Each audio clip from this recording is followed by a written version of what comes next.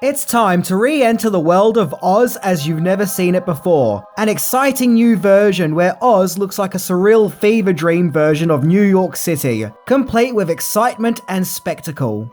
Released in 1978, The Wiz is a retelling of the classic Wizard of Oz, where Dorothy is now a young school teacher living with her aunt and uncle and dog Toto in 1970s New York. And after Dorothy and Toto get caught up in a snowstorm, they find themselves in the mysterious world of Oz, which is like an imaginative parallel universe version of New York, where in order to get home, Dorothy must travel to the Emerald City and seek help from the mystical and powerful Wiz. And along the way she meets the Scarecrow who wants a brain, the Tin Man who wants a heart, and the Lion who wants courage, where they join her to meet the Wiz to fulfill their wishes. So just to recap, Dorothy wants to go home, the Scarecrow wants a brain, Tin Man wants a heart, the Lion wants some courage, and Toto wants to hold the line because love isn't always on time. Along her travels, Dorothy must also destroy the Wicked Witch of the West, aka Evelyn, in this underrated theatrical version of the classic story, which stars Diana Ross as Dorothy, Michael Jackson as the Scarecrow, and Richard Pryor as the Wiz. And not to mention, of course, it also features the Silver Shoes. Finally, an Oz adaptation that uses the Silver Shoes, Dorothy's magical footwear as they appeared in the book. Well, it's time to ease on down the road as we look into 10 things that you didn't know about the Wiz. So don't carry nothing that might be a load as we check it out.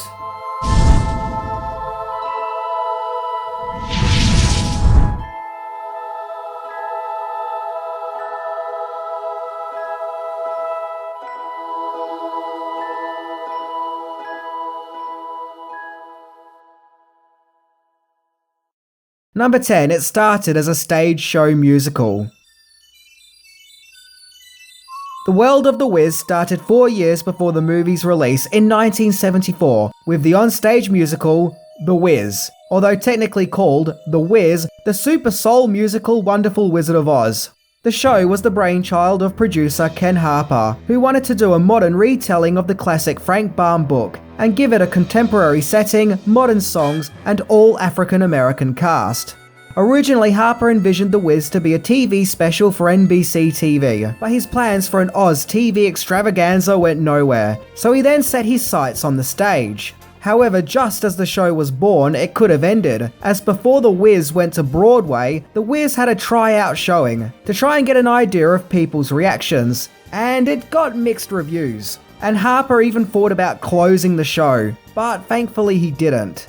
A TV commercial for The Wiz was put together, featuring the song Ease On Down the Road, which was actually very popular at the time. And the commercial is considered to be what kicked off the stage show, which became very successful and would go on to win 7 Tony Awards, as well as an album being released in 1975, with the show's musical songs sung by the original stage cast.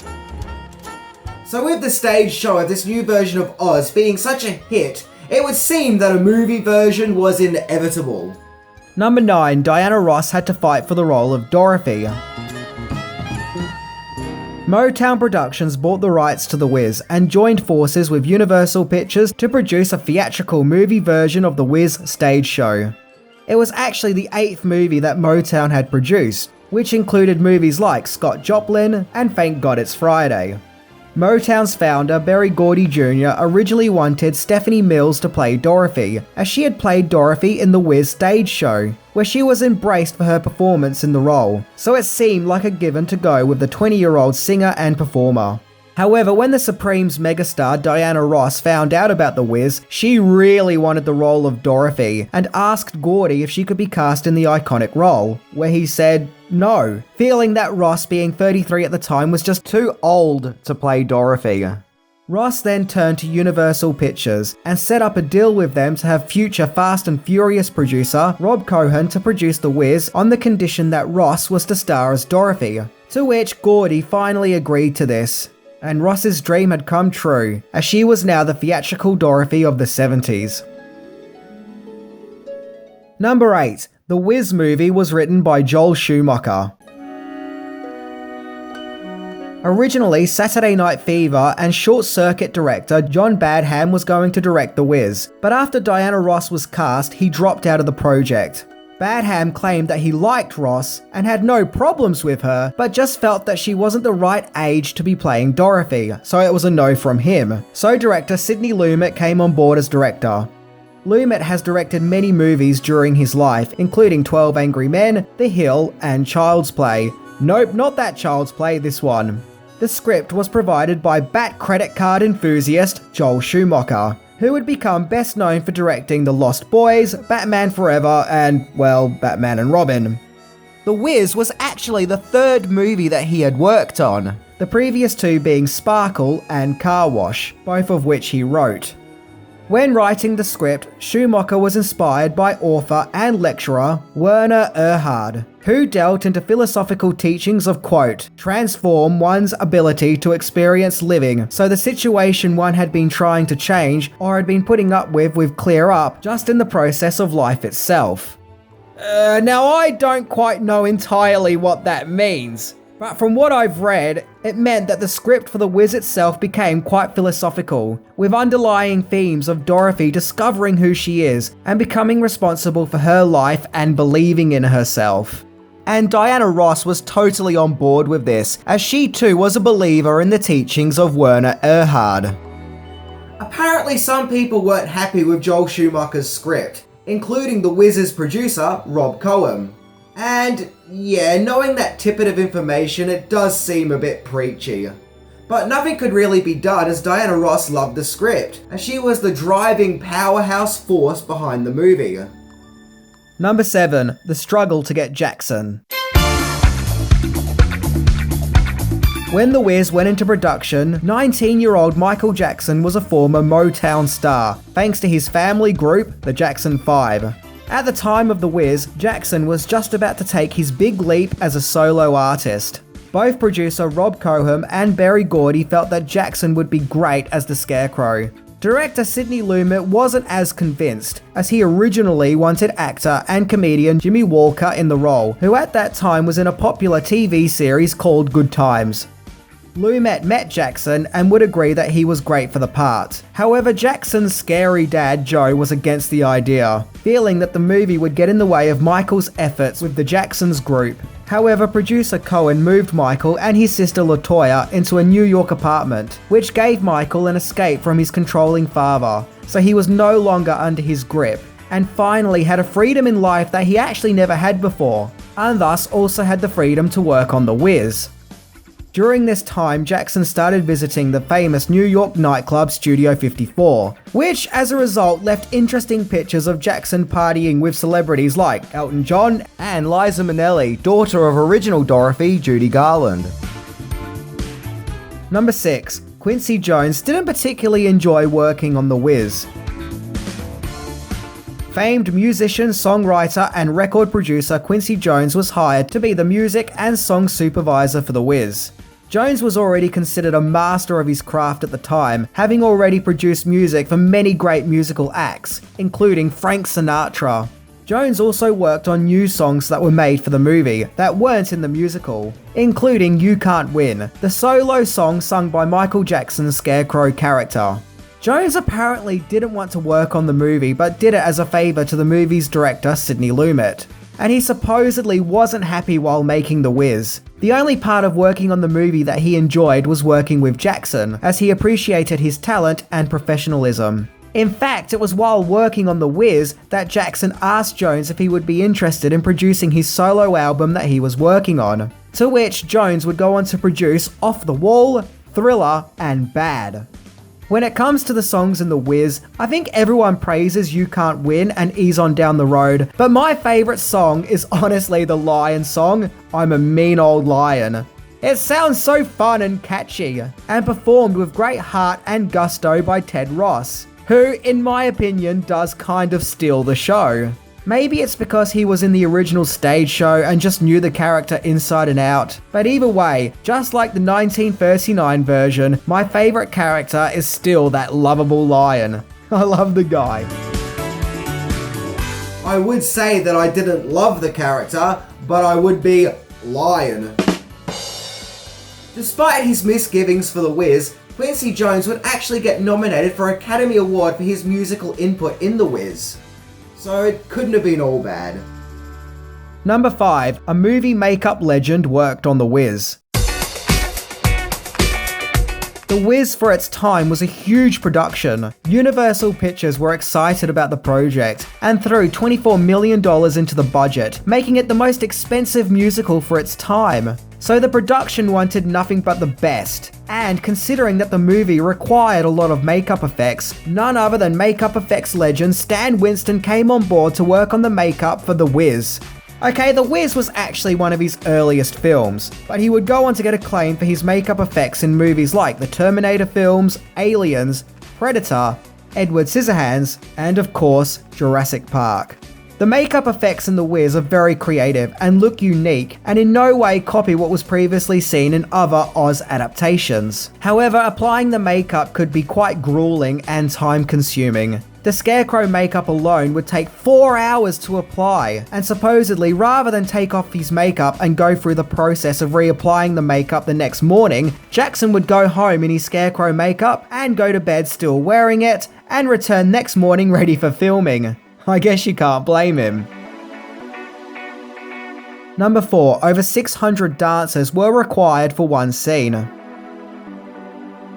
One of the most extravagant scenes in the movie is where Dorothy and her Oz friends visit the Emerald City, which is displayed kind of like a huge 1970s disco, complete with dancers, while Richard Pryor's Wiz character calls out what the colour of the moment is going to be, with all the dancers following his lead, which I always thought was a commentary on fashion, and how we let the higher-ups tell us what is the in thing and what is in vogue, and how we just follow it blindly. But I don't know, I could be wrong. But either way, it's a standout moment in the movie.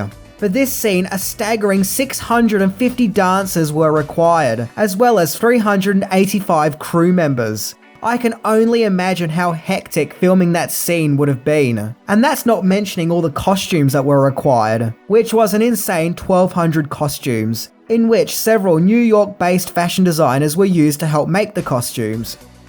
The movie's shoot was just short of 3 months in late 1977 and was filmed around New York in locations including Queens, Coney Island, the World Trade Center, and some of the scenes of Munchkinland was filmed at a New York State Pavilion attraction from a 1964 World Fair, which apparently was in a state of decay at the time. Additional studio scenes took place at the Kaufman Astoria Studios in New York. Number 3. Diana Ross injury. A lot of people criticise Diana Ross's performance as Dorothy, as they say she's too drab, too miserable, too neurotic, and never smiles or seems happy. Some have even claimed that for a star who is well known for looking so glamorous, they made her look really unglamorous in The Wiz. Now, I can understand some of the criticisms about Dorothy being miserable and not as fun. But I guess that's what they were going for. A Dorothy who wasn't a little girl but a young lady, who hadn't found her happiness or confidence in life, who by the end of the movie learns to believe in herself, aka Joel Schumacher's philosophical take on the script. I guess it's just a different story arc to the one that everyone is used to. But I do think that Ross does a commendable effort with her material, and gives it her best in the role. However, filming wasn't exactly a breeze for her though, as apparently a special effects gone wrong, which involved a flashy bright light, saw the star rush to hospital, and she supposedly nearly went blind. Wow. Well, that's according to her unauthorized biography, Call Her Miss Ross, so who knows. Thankfully, she was okay with no lasting damage, and made a full recovery. But here's something that is sad. As of 2021, Diana Ross is the only main cast member still alive. Wow, that's just depressing. Number 2, live TV version. Something I've noticed that some people say in regards to The Wiz is the movie version isn't very good and the stage show is much better. Well, in 2015, more widespread people got a chance to see a more Broadway stage-accurate version of The Wiz, with a live televised version of the musical. The event was called The Wiz Live, and was broadcast on NBC. The irony is, as mentioned, The Wiz was originally envisioned as a TV special. The live show actually takes inspiration from both the stage show and the movie, hence using songs like You Can't Win, which was written specifically for the movie. The live show actually got rave reviews from critics, who felt that it had exceptional singing, dancing, and presentation. The special was viewed by over 11 million viewers and won a Primetime Emmy Award. Who knows, maybe The Wiz isn't done yet, and we'll get a new movie version, one more faithful to the stage show. Number 1. Commercial failure. The Wiz was released in October 1978 and only made $21 million, not recouping its $24 million budget, and to make matters worse, it was torn apart by critics. Diana Ross in particular was criticised, as many felt that she was just too old for the role of Dorothy, despite the fact that this was meant to be an older Dorothy who was a schoolteacher. Some critics also felt that her performance was cold and unengaging. Many claim that it was The Wiz that sadly put a stop to Ross's movie career. Joel Schumacher's script was also criticised, along with some of the visuals, with it being described as being too silly for adults and yet too scary for children. Even one of the cast members of the 1939 movie chimed in with their thoughts, as Ray Bolger, who played the Scarecrow in the classic MGM movie, said that The Wiz is overblown and will never reach the universal appeal of the 1939 version. Basically, many felt that although The Wiz worked on stage, it just didn't work on the big screen. And I think that's a shame, as both Universal Pictures and director Sidney Lumet had such high hopes for The Wiz and thought it was going to be a huge success.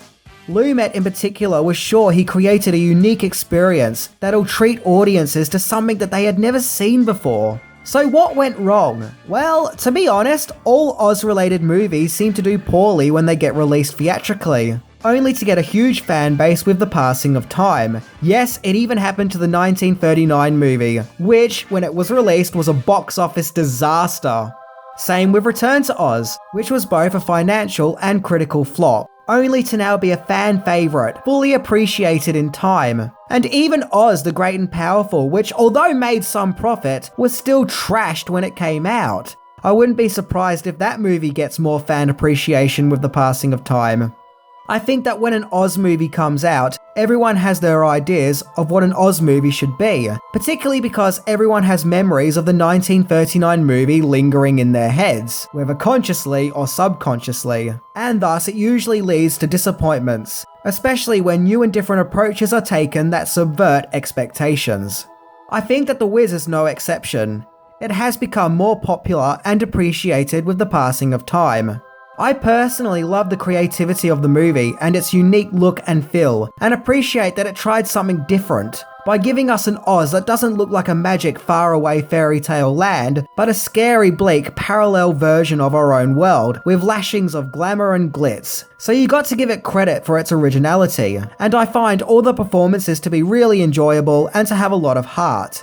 Now granted, it's not a perfect movie, and does have some issues, and having some changes made would have made it a better movie, particularly with the script, and if Diana Ross's performance was more upbeat and less nervous, as well as improving the cinematography, and if maybe the movie was shortened and given more of a speedier pace.